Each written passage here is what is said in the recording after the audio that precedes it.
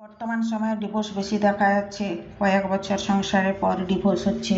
যদি সন্তান থাকে সে সমস্যায় পড়ে, কখনো বাবা আবার কখনো মায়ের কাছে থাকে, আবার কোনো সময় বাবা মা কেউ সন্তানকে চায় না। যদি সন্তান বড় থাকে তাহলে সে যার কাছে থাকতে চায় সে সেখানেই থাকে। সন্তানের লালন পালনে ব্যাঘাত ঘটে। মা শাসন করলে বাবা সাহস দেয়।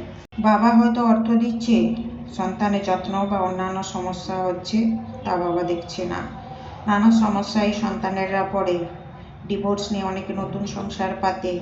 এমন কিছু দম্পতি আছে তারা সাইলেন্ট ডিভোর্স নেয়।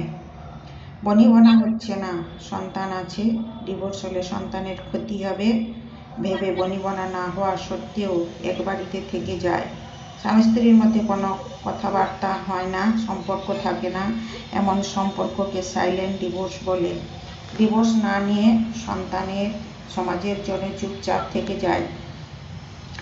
স্বামী স্ত্রীর মধ্যে কথাবার্তা হয় না, সংসার যেমন চলছিল তেমনি চলছে। সামাজিকভাবে তারা একসঙ্গে আছে বটে, কিন্তু কোনো সম্পর্কে নেই, শুধুমাত্র সন্তানের বাবা মা হয়ে থেকে যান। স্বামী স্ত্রীর কোনো সম্পর্ক থাকে না, দুজন দুজনের মন থেকে সরে যায়। আইনি ডিভোর্স নয়, মানসিক ডিভোর্স নিয়ে থাকেন। একে সাইলেন্ট ডিভোর্স বলে। মানুষের মধ্যে কত কিছুই হচ্ছে, ভালোবেসে বিয়ে করার পরেও কেন ভালোবাসার অভাব হয়? ভালোবাসলে একে অপরকে ভালো করে জেনে তবে তো বিয়ে করে, এরপরেও বিচ্ছেদ হয় কেন? এ কেমন ভালোবাসা? সত্যি ভালোবাসায় বিচ্ছেদ নেই, তবে এ কেমন ভালোবাসা? কেউ কারোর মন বুঝতে পারে না। মানুষ ভীষণ ইগোতে লাগে, কথাবার্তার মাধ্যমে সমাধান না করে ইগোতে ডিভোর্সের সিদ্ধান্ত নেয়। ওরা যে ভালো সময় কাটিয়েছে ওগুলো মনে পড়ে না। কেউ একজন একটু নরম হয়ে দোষ ত্রুটি না ধরে সয়ে গেলে হয় না। জীবনে বাঁচতে গেলে অনেক সহ্য করতে হয়। যদি সত্যি ভালোবেসে থাকো তাহলে সেই ভালোবাসার মানুষের জন্য না হয় একটু স্বার্থ ত্যাগ করলে, না হয় একটু নত হলে, তাতে ক্ষতি কি? নত হওয়ার মানে ছোট হওয়া নয়। ভালোবাসলে অমন ছোট বড় অনেক কিছুই নজরআন্দাজ করতে হয়, তবে দুইয়ের সম্পর্ক ভালো থাকে।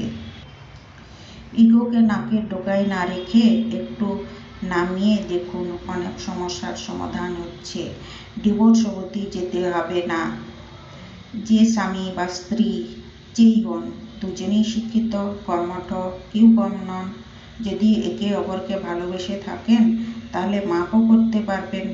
শুধু কথা বলে দেখুন, একটু মেনে নিয়ে মানিয়ে নিয়ে দেখুন, আপনাদের মতো সুখী আর কেউ হবে না। সাইলেন্ট ডিভোর্স নিয়ে আজ বললাম। যদি আপনাদের ভালো লেগে থাকে তাহলে লাইক, শেয়ার, সাবস্ক্রাইব এবং কমেন্ট করবেন।